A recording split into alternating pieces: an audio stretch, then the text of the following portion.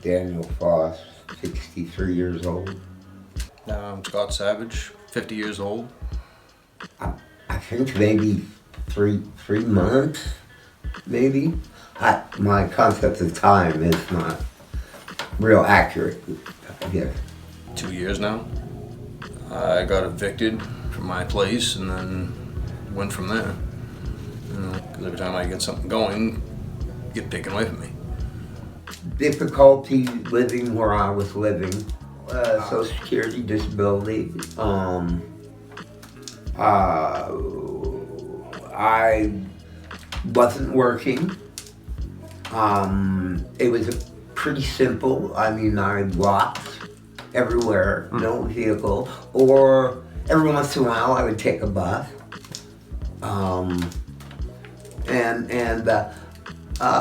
I was a little isolated, actually. Even though I had a place, I was just sort of kind of plugging myself in to the place. So I had a good house, place, good job, basic things in life, Had everything I needed, everything I wanted, I worked at Country Kitchen, I worked at ICS, Industrial Concrete and Service, I worked at Cameron Tire, I was personal care provider, jack of all trades and master of none. I don't know. It's contingent upon me being able to come up with money for rent. And I'm having a little bit of a bumpy road transitioning from Colorado to Maine, and that transition has been difficult in that you have to reestablish doctors and addresses and IDs, and the list just goes on and on. All the different things that are so difficult to do once you're homeless, because you start losing things. My paperwork got wet. I lost medication. I ran out of medication. Pretty rough. If it worked for the church or you folks or both, I wouldn't have a place. I wouldn't have a place, because I met people who ultimately helped me get into where I'm at. And I'm grateful for that. I generally felt safe. Generally, there were a few times that I didn't, but that was mainly because I haven't met people or gotten to know them. And Scott helped, by being there. He was helping me be more comfortable, I think. I would say that that without the help of others, that it makes it difficult to be able to be a person in society that is connected, not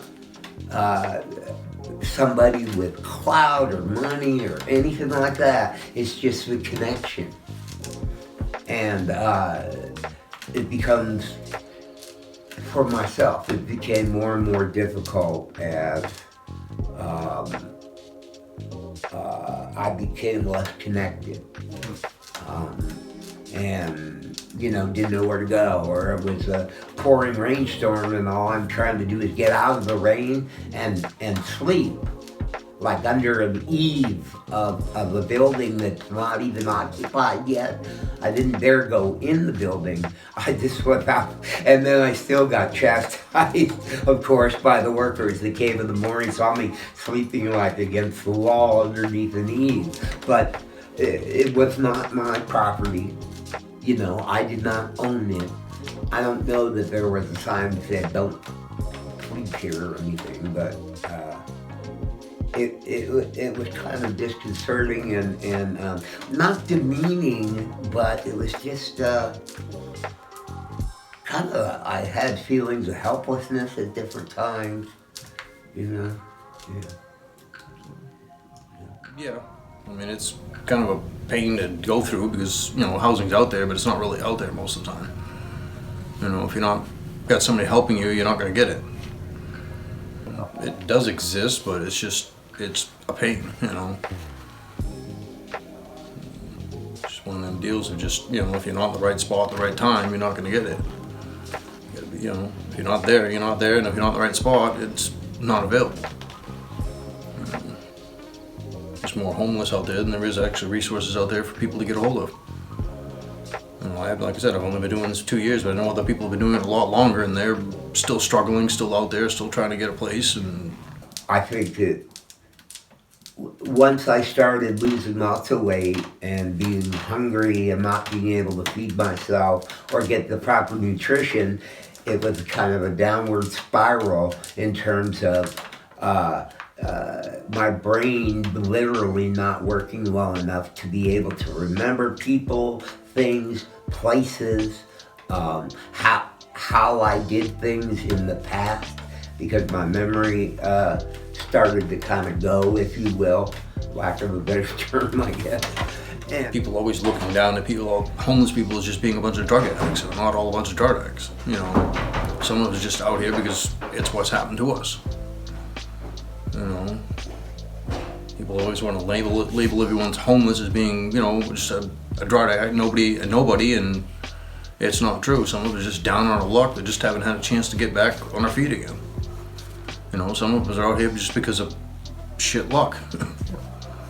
Things just happen, and we can't, always control everything that happens, goes on in our lives. Helped me in feeding me, and helped out in supplies of stuff. Laundry soap and regular bars of soap and things like that. Need to survive and become a be like a normal person. Trust me, the drop-in has helped out quite a bit. They've helped by having a place for us to come and drop in.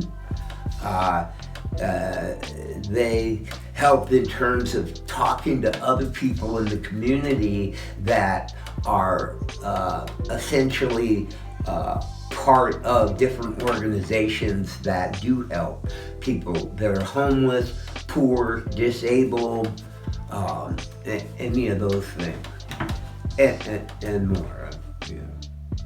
I would say that it's important to have a roof over your head, to be out of the weather.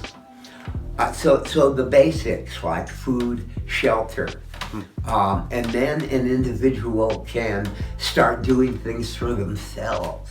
But when you're all the way down and out, it's very difficult to help yourself when you're not getting food, or you can't find the right person to talk to, or your phone breaks, or it doesn't work anymore, any one of these things.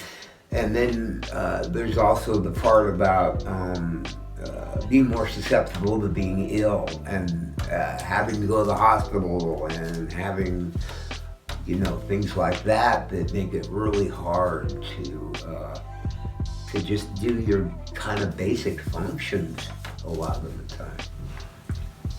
Stop looking down on all the homeless. Start, being like it was back in the, 60s, 70s, where everybody would hand out and help and not just sit there and look down at you because you don't have everything they have. It's basics, Treat people the way you want to be treated. That's what I usually try to do. I treat whoever treats me the same way, I treat, the same way, if not treat them better.